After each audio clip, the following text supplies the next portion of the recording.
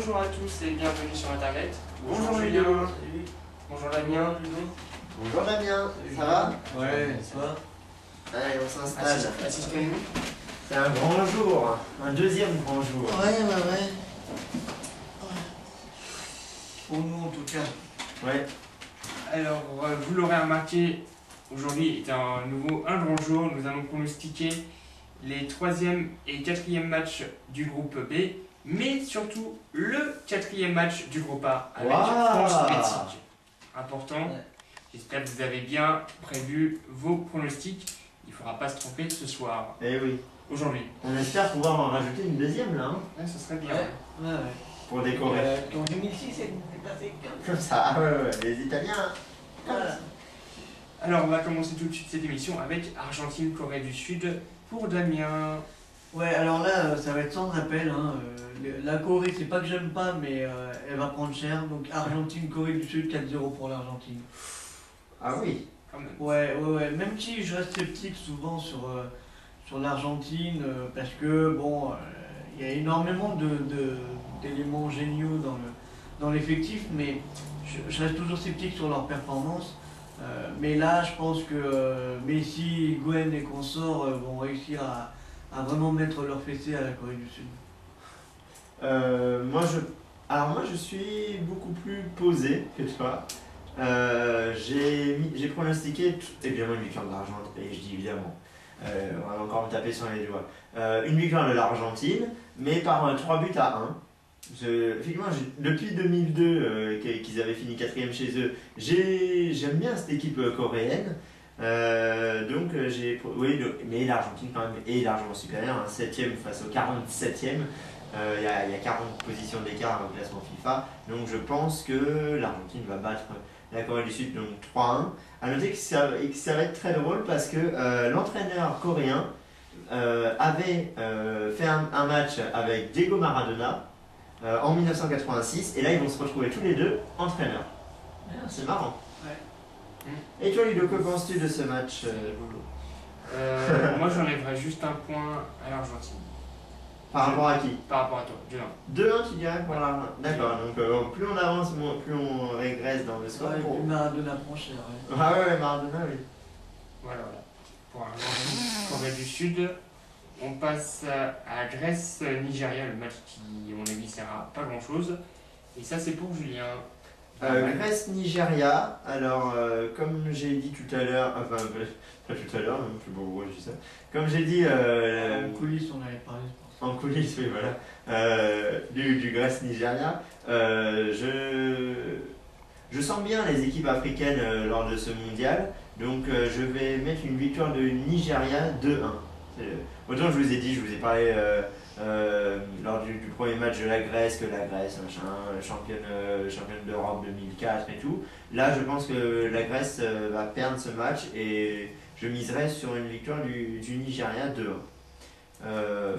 C'est malgré les statistiques qui disent que la Grèce est 13e et le Nigeria 21e. Là, je sens bien cette équipe avec Taiwo de Marseille et Séville de Rennes aller loin du moins dans cette phase de poule, peut-être en 8e. Donc 2-1 Ouais, pour le Nigeria, pardon. ouais, bah pour ma part, c'est pas si éloigné que ça, parce que je vois le Nigeria l'emporter 2-0 Oui. contre la Grèce. Lors du précédent match de la Grèce, bon, je vais laisser le bénéfice de sa tactique qui consiste à ne marquer qu'un but par match et de l'emporter grâce à une solide défense.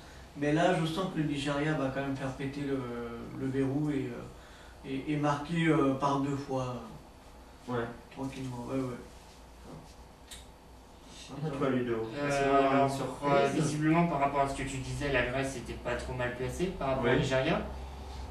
Donc il faut prendre en compte ça. Ils sont 8 places devant. Voilà. Donc la Grèce est un peu plus élevée que le Nigeria. Le Nigeria est à domicile, un partout.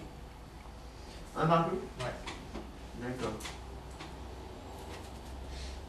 À noter que c'est quand même seulement la 2e Coupe du Monde des Grecs et qu'ils ont inscrit pour le moment, ils ont inscrit aucun but lors de leur première Coupe du Monde en 1994. Ils avaient encaissé 10 buts en 3 rencontres à l'époque. D'ailleurs, en parlant de grec, on passe le bonjour à un ami à nous, Nikos Alikas. Yes, c'est Nikos. Voilà. Nikos, c'est un ami. Il se passe beaucoup de choses hein, chaque soir ici, sur le plateau de Pro Foot 2010. Yes. Donc on laisse la parole à Ludo, parce que là c'est un match important. Vas-y Ludo, tu vois. Ceci étant fait, Yes, donc on chez vous, dans l'arène, Pro Foot. on passe à ce match Excusez-moi, très important c'est un ami Nikos, hein, on en pour parle. la France. France-Mexique. France-Mexique, ouais. Eh bien, là, je sais pas si c'est moi qui suis excessivement optimiste ou si c'est par patriotisme, mais je pense que la France l'emportera contre le Mexique 1-0.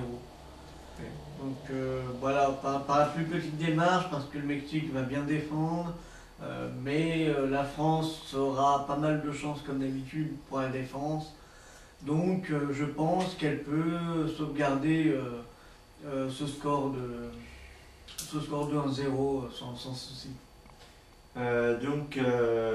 Bon, pour celui-là, évidemment, vu que c'est la France, on va pas se mentir, on en a discuté un peu entre nous en coulisses. Vu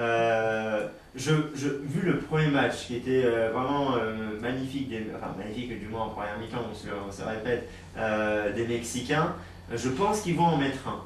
Donc, et après, du coup, j'ai demandé un peu à Damien ce qu'il en pensait. Donc, c'est vrai que, donc, du coup, j'ai été, on va dire, oui, encore plus optimiste que toi. J'ai mis une victoire 2-1 de la France, même si la France marque rarement de buts, sous l'air de Domenech en tout cas. Je pense à un petit score comme le France-Costa Rica, un petit 2-1. Parce que franchement, honnêtement, je vois un but du Mexique. Après, soit ça finira en match nul, un partout, et ce serait pas très bon pour nous. Donc je veux être optimiste avec les Bleus. On croise les doigts. Ce soir à 20h30, vous en plantez 2. Voilà. On a beaucoup d'optimistes. Hein. Moi, je le suis pas. On te sent beaucoup moins là. Hein. J'ai beau avoir le maillot de l'équipe de France, je le suis moins, même si je défends quand même la France, évidemment. Moi, je serais aussi optimiste que lors du premier match, et j'avais peut-être un peu raison aussi. Le Mexique a réussi à marquer un but face à l'Afrique du Sud. La France a fait match nul avec la France, avec l'Uruguay. Oui. Donc, je mettrais. On a du mal le matin. Hein. Ouais, c'est du mal. Hein. Je mettrais un petit 1-0 pour le Mexique face à la France. 1-0 pour le. Ah oui. Ah, d'accord. Oui, carrément une défaite. D'accord. Donc, ce qui quasiment nous condamnerait. Oui, c'est fort probable. D'accord. Bah, on croise quand même les doigts. Ouais, bien sûr. Vous ne nous lâchez pas, hein, sinon de toute façon on arrête l'émission. Hein, sinon on abandonne le truc. Donc si la France ne qualifie pas, c'est clair, on arrête. Ah ouais, en plus même pour vous, ça vous plairait même plus. Bah oui, évidemment. Et nous, ça nous casserait les couilles. Ça, c'est franc et direct, on balance hein, dans Pro Foot 2010. Ça balance, ça balance. Vous avez compris, 3 matchs quand même plutôt sympathiques à regarder aujourd'hui. Argentine, Corée du Sud à 13h30 sur France 2. Grèce, Nigeria, bon, peut-être un petit peu moins, à 16h sur France 2 également. Et enfin, le summum des buts, ou pas, hein, France-Mexique à 20h30, évidemment, sur TF1. On se retrouve dès demain pour les pronostics sur les 3e et 4e matchs du groupe C et sur le 3e match du groupe D. On vous souhaite une très bonne soirée et bonne journée. Oui, et à demain. Et bonne soirée aux Bleus. Oui, allez, on croise les doigts. Allez les Bleus. Bonne soirée.